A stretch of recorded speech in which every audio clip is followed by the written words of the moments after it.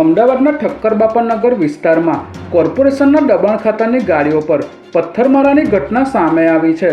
ઠક્કરબાપાનગર વિસ્તારમાં આવેલ રતનબા canal road ઉપર કોર્પોરેશન દ્વારા રોડ બનાવવાની કામગીરી થઈ રહી હોવાથી દબાણ ખાતાની 3 ગાડીઓ સાથે કર્મચારીઓ દબાણ હટાવવા પહોંચ્યા હતા, જેને પગલે સ્થાનિક લારીવાળા ત્યાં ભેગા થઈ ગયા હતા અને અધિકારીઓ તેમજ કર્મચારીઓ સાથે બોલાચાલી કરી હતી, જે બાદ ઉશ્કેરાયેલા લોકોએ કોર્પોરેશનની ગાડી પર પથ્થરમારો કર્યો હતો। ઘટનાની જાણ થતાં કૃષ્ણનગર પોલીસનો કાફલો અહીં દોડી આવ્યો હતો અને કાર્યવાહી શરૂ કરી હતી। અમદાવાદમાં આજે વહેલી સવારે ભૂકંપનો હળવો આંચકો અનુભવાયો હતો। ગાંધીનગર સ્થિત ઇન્સ્ટિટ્યૂટ ઓફ સિસ્મોલોજીકલ રિસર્ચ દ્વારા જાહેર કરાયેલા અહેવાલ અનુસાર આજે સવારે 4:39 કલાકે રિક્ટર સ્કેલ પર 2.6ની તીવ્રતાનો ભૂકંપ નોંધાયો હતો।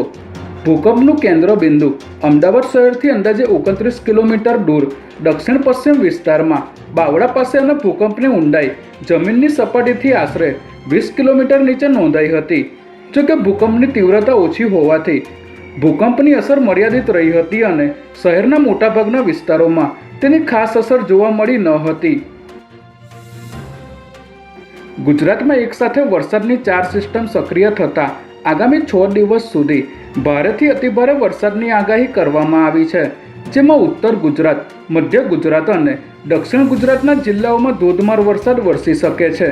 હવામાન વિભાગ દ્વારા આજરોજ સુરત સહિત 7 જિલ્લામાં ઓરેન્જ એલર્ટ આપવામાં આવ્યું છે, જ્યારે આવતીકાલે અમદાવાદ, વડોદરા, સુરત સહિત 8 જિલ્લામાં અત્યંત ભારે વરસાદનું રેડ એલર્ટ જાહેર કરવામાં આવ્યું છે, જેથી તંત્ર દ્વારા નાગરિકોને બિનજરૂરી મુસાફરી ટાળવા તેમજ જર્જરિત મકાનો નીચે ઊભા ન રહેવા એડવાઇઝરી અપાઈ છે।